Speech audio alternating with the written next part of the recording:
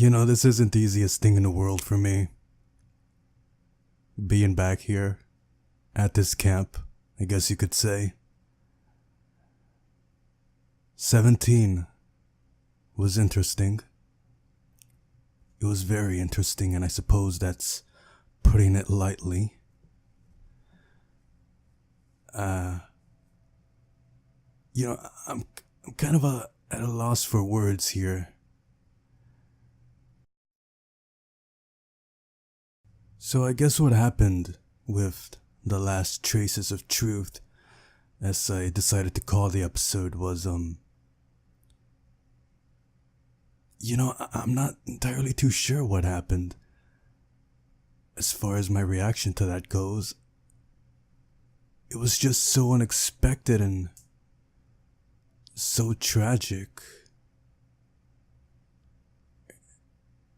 And I suppose the topic of death is something that strikes deep with me because of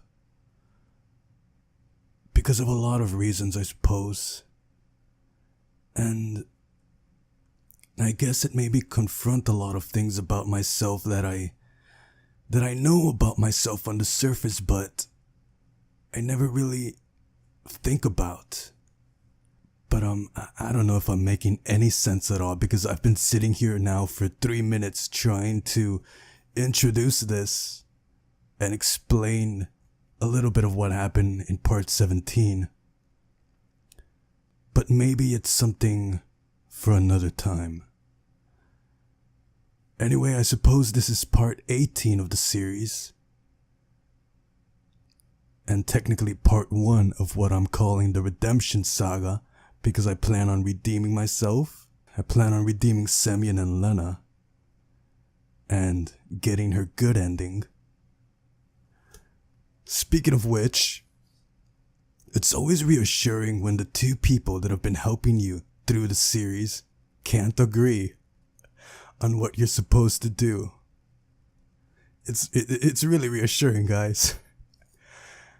I suppose I'll take both of y'all's advice when it comes to choices I have to make in the story. Hey guys, it's Squall, and this is part 18 of Everlasting Summer.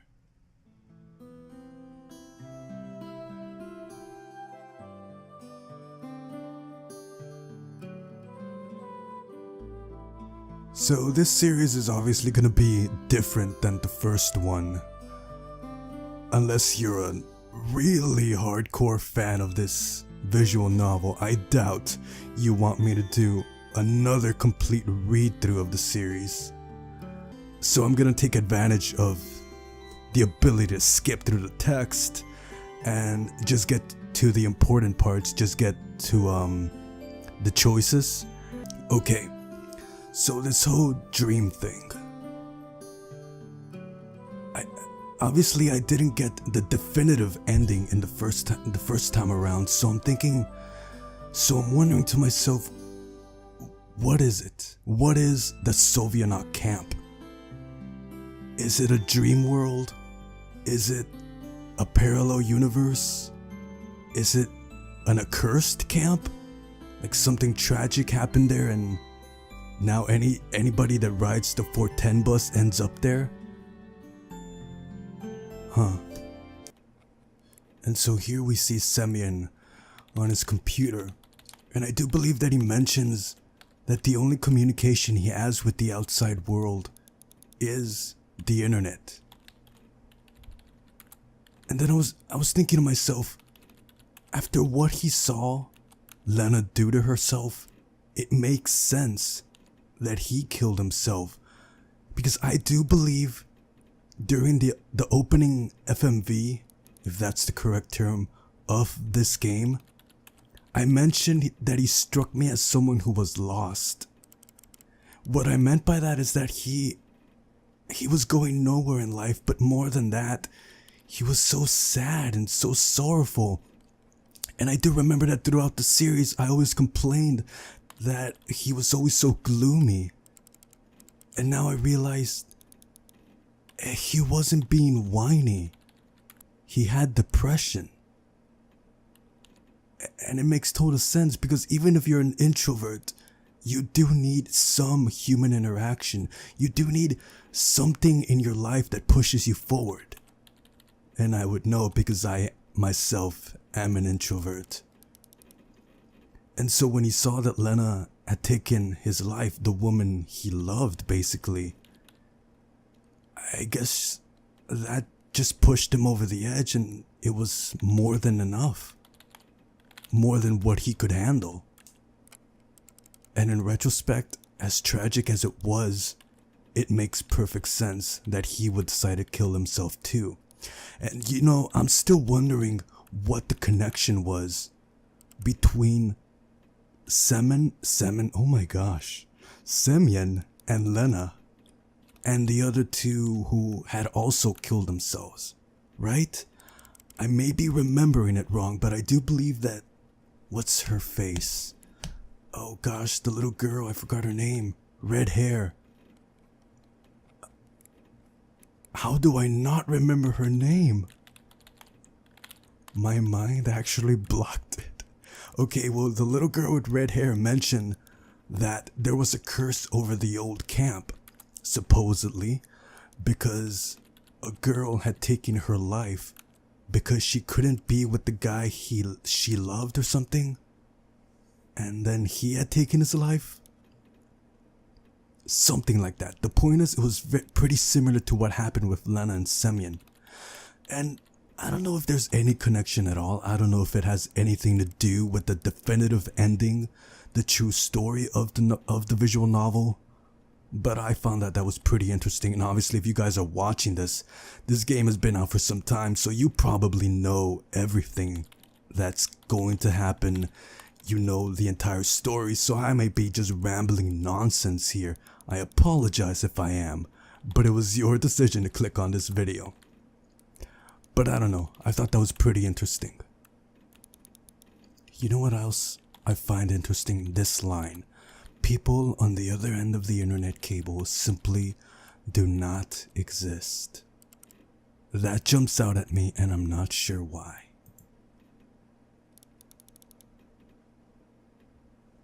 This is also pretty interesting.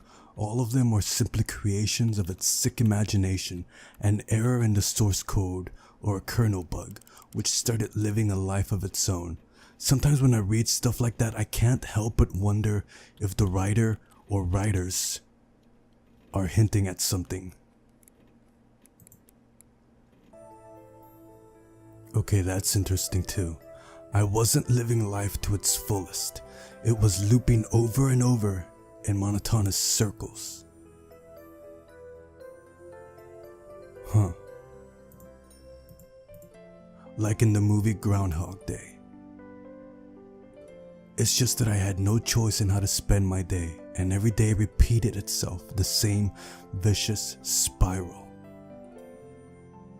If you can play through this visual novel multiple times and have so many endings, how many is it? 12?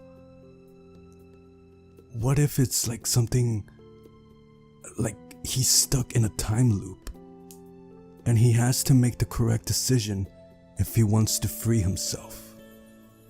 Again, I could be talking complete nonsense here, but this is more than anything me throwing ideas at myself. But, I mean, even if you just pay attention to the way he talks, for the last few years, I just sat in front of the screen all day. By the way, I'm gonna be jumping around a lot in editing, so I do apologize if the music sounds weird. When I look it over in post, if it's just too weird, I'll consider just taking out the music from the game completely. But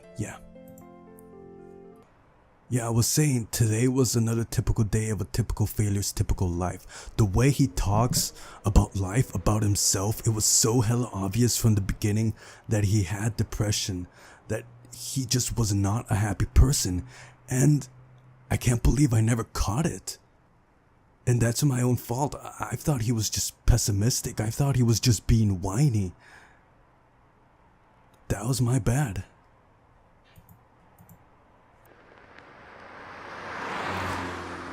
Yeah, I think it would have been cool to get more of these comic book style panels later on in the game.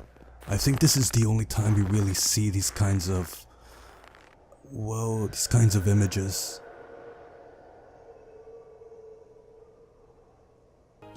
Okay, this opening FMV, the girl at the very front, I don't know if she's the driver. She clearly has cat ears, doesn't she? And when you exit the game, there's always a girl looking at you with cat ears. For the longest time, I always thought that girl in the exit screen was just something that the developers of the game threw in there just to have something look cute. It wasn't until I went to see someone's playthrough of this game on YouTube that I noticed that. And I don't know. It's just interesting to me. I have nothing to say about it. It's just interesting to me. You know what I'm remembering? I read this so dramatically, didn't I? During the first episode. And you guys want to know something about the first episode? It technically was not the first time that I had read through the opening parts of the game. When I first tried recording this, I tried it as a straight up narration with no mistakes, no pauses, nothing. No input from me on what was happening. I had no personality, it was just gonna be my voice. And it was difficult. It was so difficult because if you saw the first series, then you know I make a lot of mistakes. But then I decided to record it again, this time with my input, allowing myself to make it a proper, read through, play through, whatever you want to call it. And yeah, not be so strict about it. And here's where we first met Slavia. Reply, right? I don't know if this is important in regards to Lena, but we're gonna do reply. Alright then, welcome. She smiled broadly. Oh yeah, he was so hella nervous around her, wasn't he?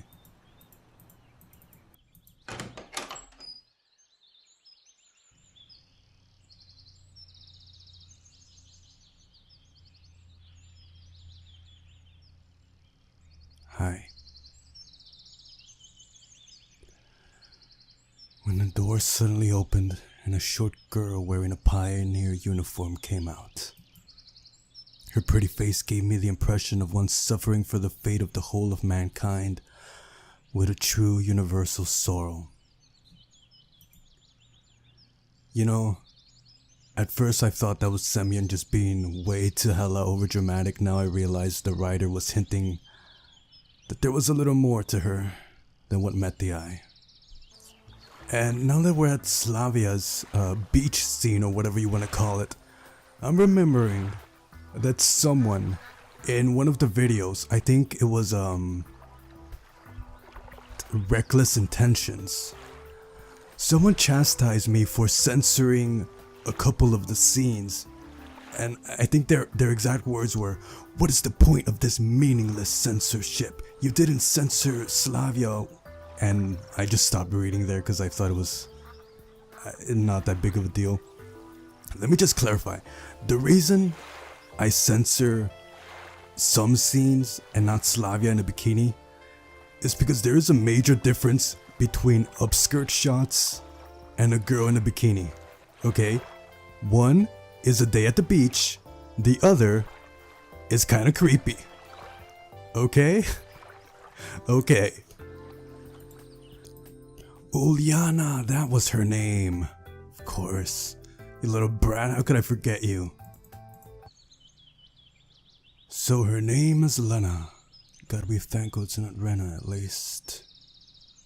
I do remember that it was mentioned to me that scene where that crazy lady pops out with a knife is a reference to an anime I don't watch too many, so I didn't know. In retrospect, I see what the writers were doing there. You know, I'm still hella suspicious of our dear camp leader. Her vague answers just don't sit well with me, and obviously everyone in the camp, whenever Semyon asked them about ways he could get out or where they're from, the answers are always vague. But more than anyone else, her. Olga Dmitrievna. Hey, you know, I've kind of missed saying that. By the way, did you guys notice I always said her name the same way? Olga Dmitrievna. Oh boy.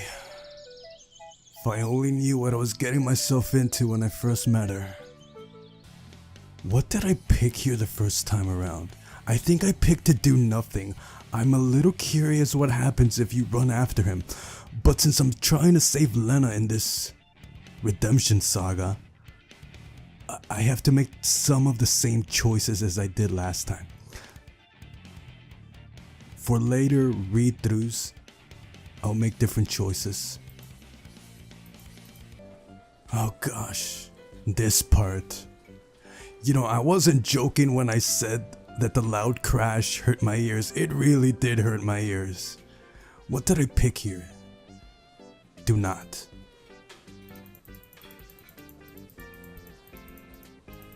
Oh dear, I'm gonna take out one earphone because this hella hurt me the first time around.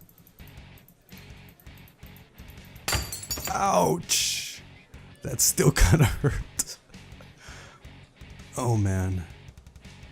We take the keys. I wonder what happens if I had left them. A girl reading a book. Lena.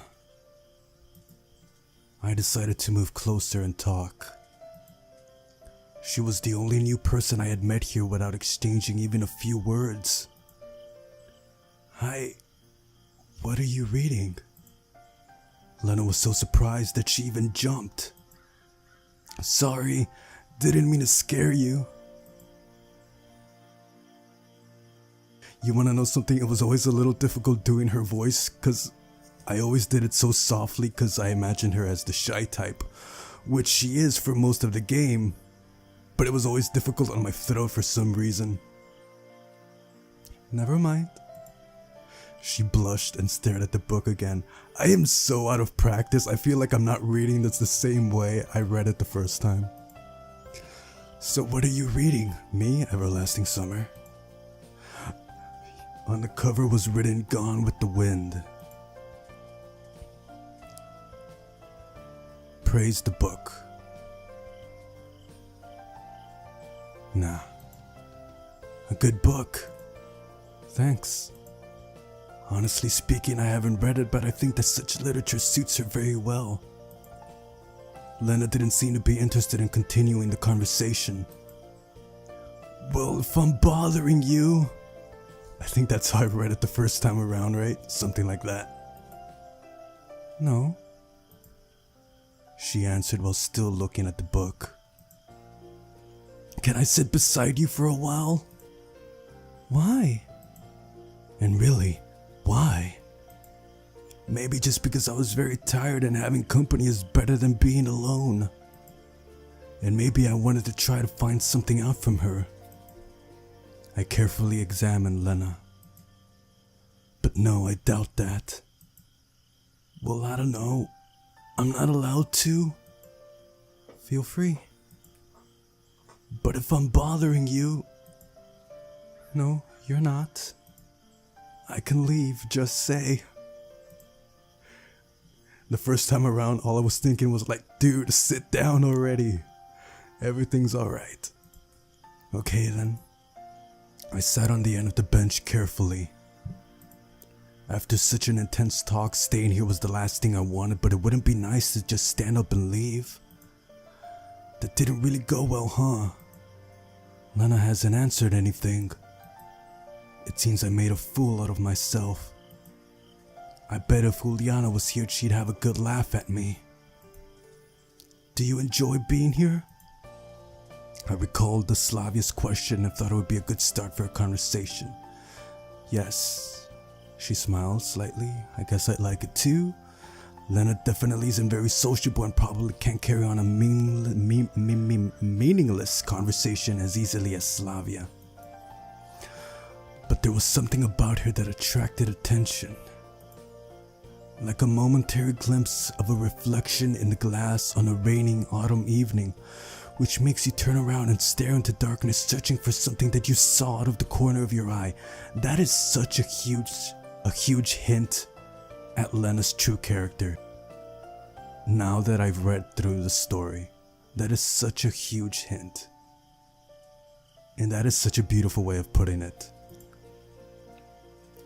Of course, you weren't able to distinguish it or understand what it was, but it still felt so tempting.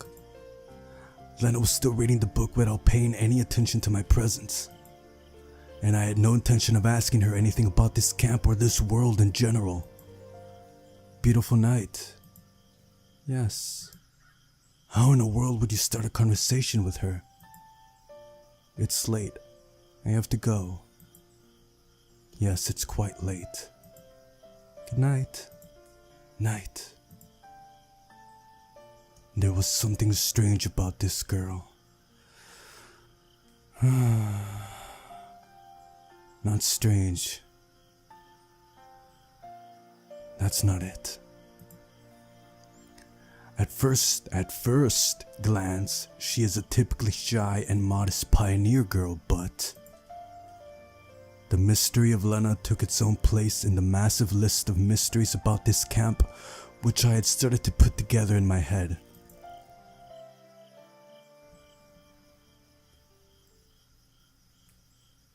You know,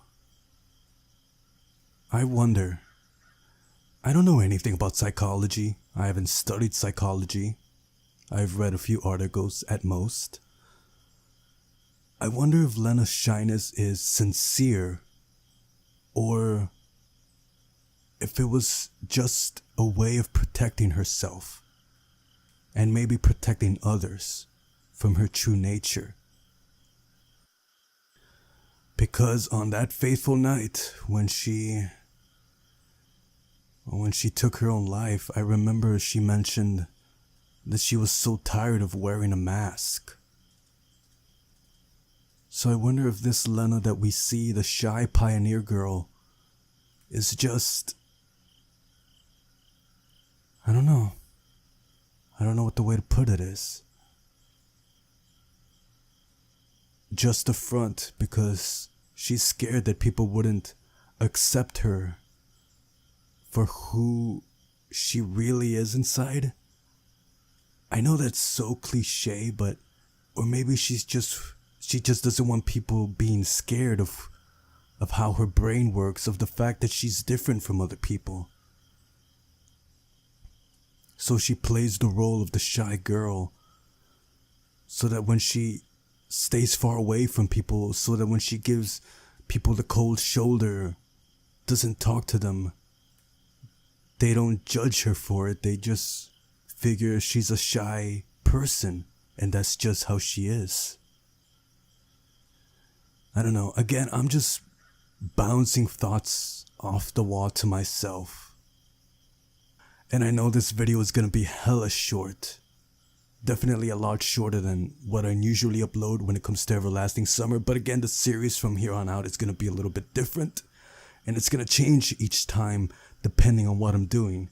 Right now I'm trying to save Lena. And afterwards, I'm gonna be doing the other routes. Because I really do want to get to the bottom of the story and find out what it is that is happening. So until next time, thanks for watching, and to all of you that have been here from the very beginning or jumped in halfway, thank you guys so much for watching the series. I mean it. Thank you guys.